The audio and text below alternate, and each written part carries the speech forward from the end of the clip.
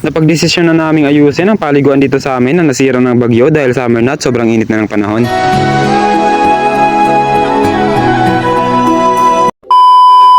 At ayun nga guys, nasa day 3 na tayo ng ating ginagawang project. Magang-maga pa nga ang daliri ko dahil sa pagkakaipit kahapon. Hindi na naman nga kaming magkakasabay na pupunta sa paliguan. Ginugupitan pa kasi ni Vincent itong si Dexter. At medyo matagal pa to bago matapos kaya nauna na kami. At habang naglalakad kami ay nakasalubong namin itong si Lancel. Gusto niya raw magpa-shoutout. Shoutout! Kapogi mo talaga, baby boy! Shoutout mga kapogi! At maya-maya lang ay nandito na kami sa bahay ng lola ni AJ. Kukunin lang namin ang mga kagamitan na iniwan muna namin dito kahapon. Malayo kasi dito ang mga bahay namin kaya dito lang muna namin iniwan ang mga to. Pagkatapos nga ng konting lakaran ay nakarating na kami sa aming pwesto. Dito kami nagluluto, kumakain at nagpapahinga. Habang nga inaayos ni AJ ang paglulutoan namin ng ulam ay kumuha na nga pala itong si Janjan ang mga panggatong. Kaso ang konti naman yan, Janjan. Kahit sa pagpapainit ng tubig, ikukulangin yan. Medyo marami tayong lulutuin ngayon kaya kailangan natin ng maraming panggatong. Kaya eto na nga ako, maghahanap ng mga tuyong sanga ng kahoy.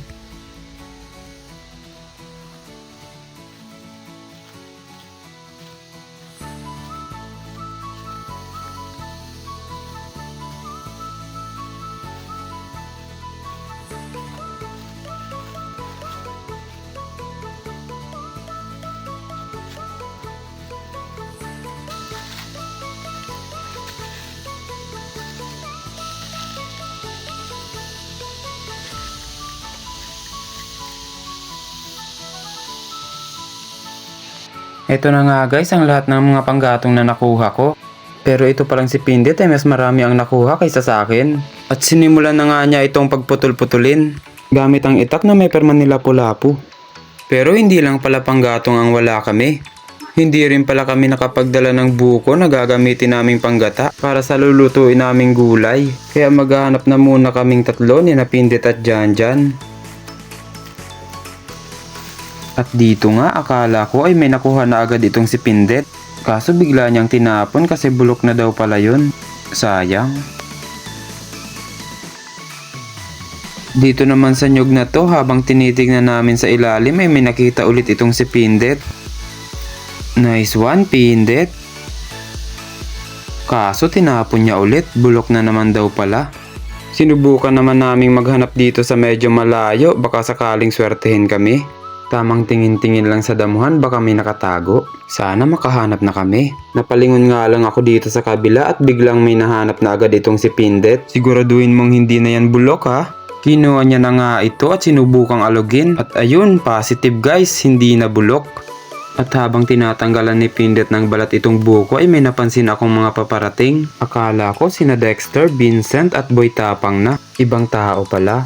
Mga dumayo para maligo dito sa kawa-kawa. Kahit hindi pa kasi buo ang malaking paliguan na inaayos namin ay may maliit namang parte dito na medyo malaki na mababaw lang ang tubig na medyo may kalaliman na pwede nilang paliguan habang hindi pa naayos ang malaki.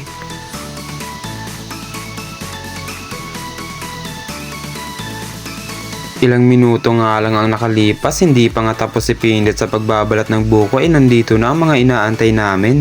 Nandito na ang mga artista. Bibigyan natin sila ng pangmalupetang entrance guys.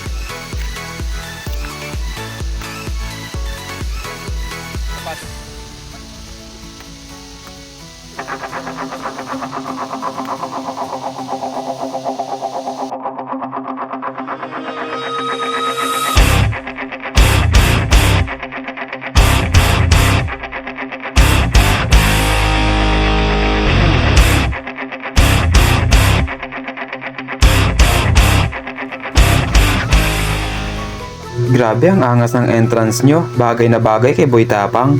Ito namang si Janjan biglang napabilib sa ginawa ni Vincent.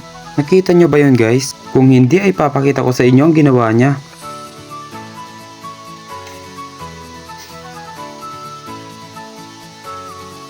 Grabe, parang hindi iPhone ang pina-slide niya sa bato.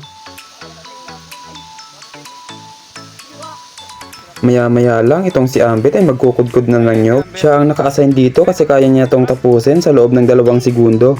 Panoorin nyo guys. Ang bilis mo namang magkudkod ng nyog, Ambit. Pang world record. Halatang batak na batak ka mag-Yakult. Maya-maya lang ay may mga dumating na naman ng mga bagong dayo na maliligo dito. Summer na nga talaga. Ang aga-aga pa pero ang daming tao na. Lalo na siguro mamaya.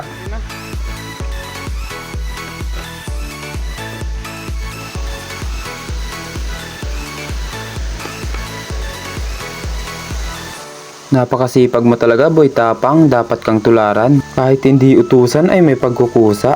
Maya-maya lang ay dumating na ang baboy namin. Ayan o, buong baboy.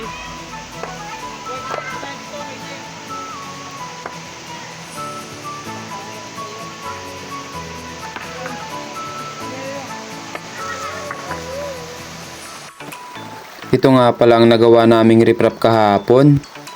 Tapos ngayon ay ang sa kabila naman ang aasikasuhin namin. Tapos nang tumulong sa pagluluto si Vincent kaya dito naman siya sa baba.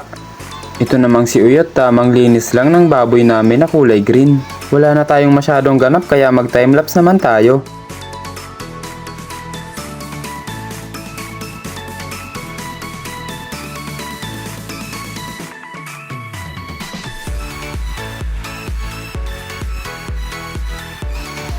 At dito naman sa parteng to ay masakit na ang braso ni Vincent. Natumba kasi siya tapos nakatama ang siko niya sa malaking bato. Kitang kita nga na nangangalay na ang kamay niya. Kaya naman ay may ginawa itong si Uyot para mawala ang ngalay ng kamay ni Vincent. Alog pati utak, boy. Kaya naman gumanti itong si Vincent ng suntok. Buti na lang na post ko. Syempre joke lang yun, guys. Kaya balik naman tayo sa timelapse, guys.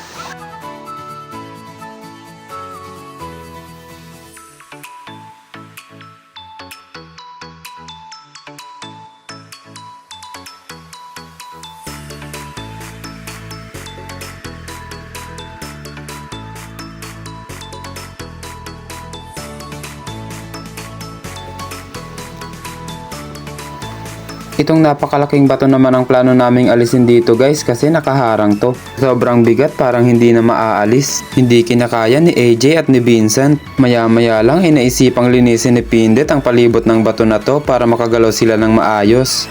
Iba talaga ang mga diskarte ng mga naka-devil cut sa kilay. Nakakatalino.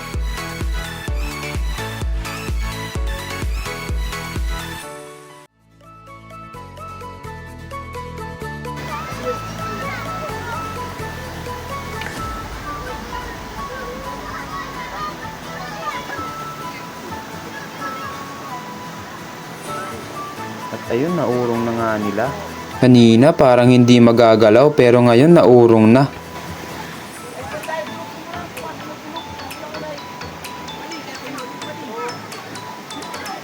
Dito sa part na to ay dito naman sila nahirapan. Medyo masikip na kasi dito. Kahit anong pilit ni Pindet ay hindi niya talaga kaya.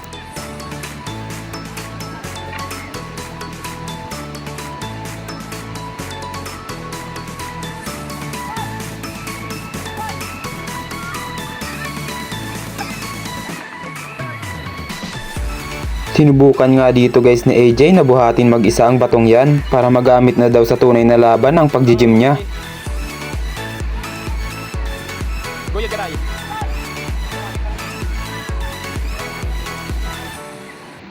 Kaso wala siyang nagawa. Try na lang daw nilang magtulong-tulong ulit.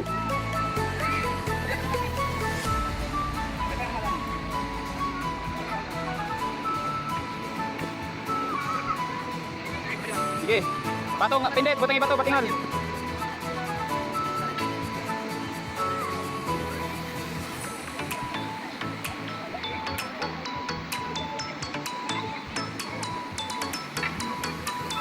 Dito sa part na to ay may naisip kaming diskarte. Lalagyan namin ng medyo maliit na bato sa ilalim kada angat.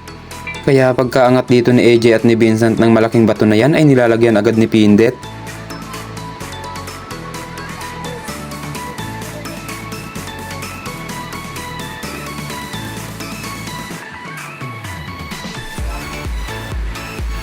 May bato na, may bato na.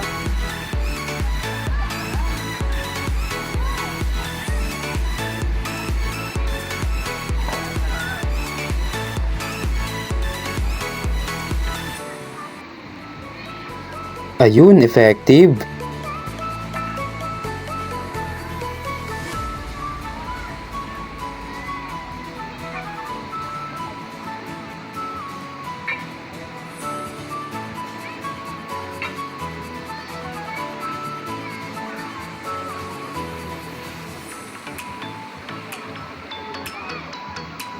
At dito naman sila mahihirapan guys, kaya may naisip si AJ na paraan para lumakas sila. Gagayahin daw nila ang fusion ni Son Goku at ni Vegeta.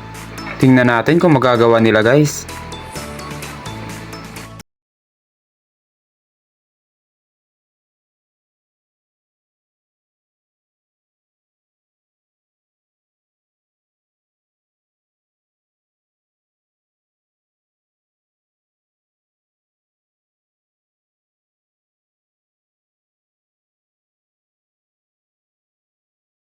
At ayun nga guys, tapos na ang fusion nila. At ngayon ay susubukan na nila ang kapangyarihan nila.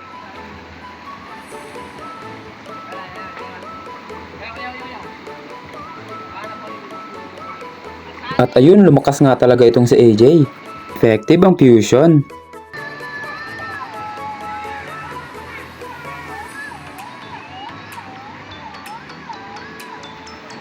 Wala. Off tail, tail. Ayun, ayun. It was at this moment that he knew. He fucked up.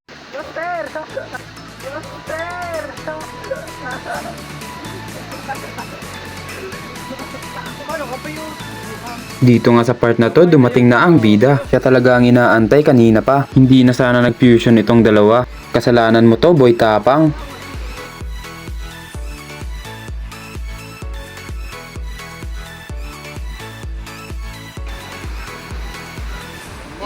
Ito nga pala ang sugat ni Vincent dahil sa pagkakatumba kanina. Sa gantong trabaho kasi ay normal na lang talaga ang masugatan. Ako nga hanggang ngayon magang-maga pa rin ang daliri ko, kaya hindi ako makatulong sa kanila.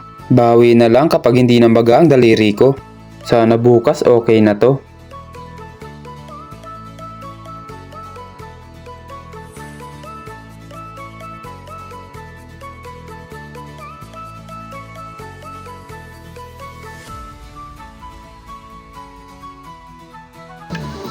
Maya-maya lang ay tanghali na guys. Ito nga pala ang tanghalian namin.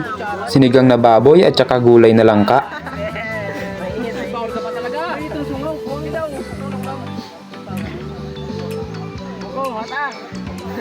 At ayun, kain na. At syempre, hindi lang tao ang kakain. Hindi dapat kinakalimutan ang mga alaga.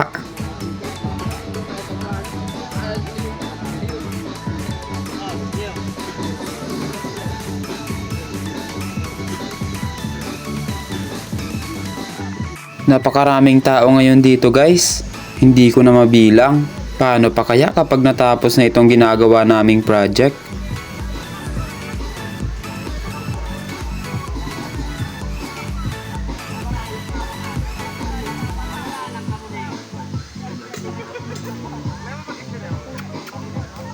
Habang nga nagpapahinga kami dito ay may dumapo sa aking kakaibang gagamba. Sobrang ganda niya guys at ang bilis gumalaw. Baka ito na ang chance ko na maging si Spider-Man.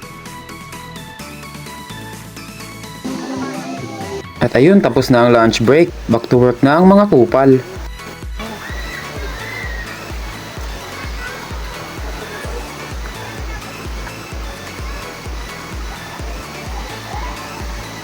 Ito na naman ang pangmalupit ang timelapse natin.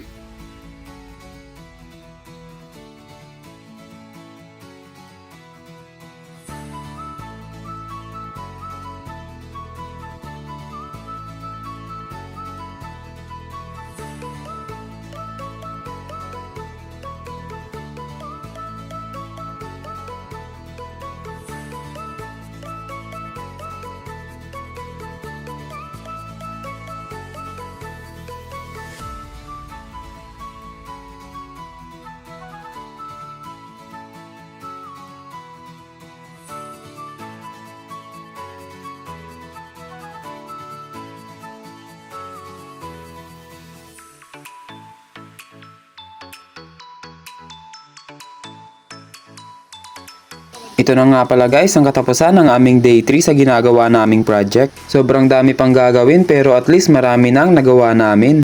Konti na lang ay matatapos na to. Maraming salamat po sa mga laging nakasubaybay, nagla-like and lalo na yung mga nagsishare ng ating video. Dahil sa inyo ay mas lalo kaming sinisipag na gawin ang project na to. Sobrang lapit na talaga nitong matapos. Maglalagay na lang ng imbornal tsaka aalisin ang tambak ng bato na to. Hanggang dito na lang ang day 3 natin guys. Maraming salamat sa panonood.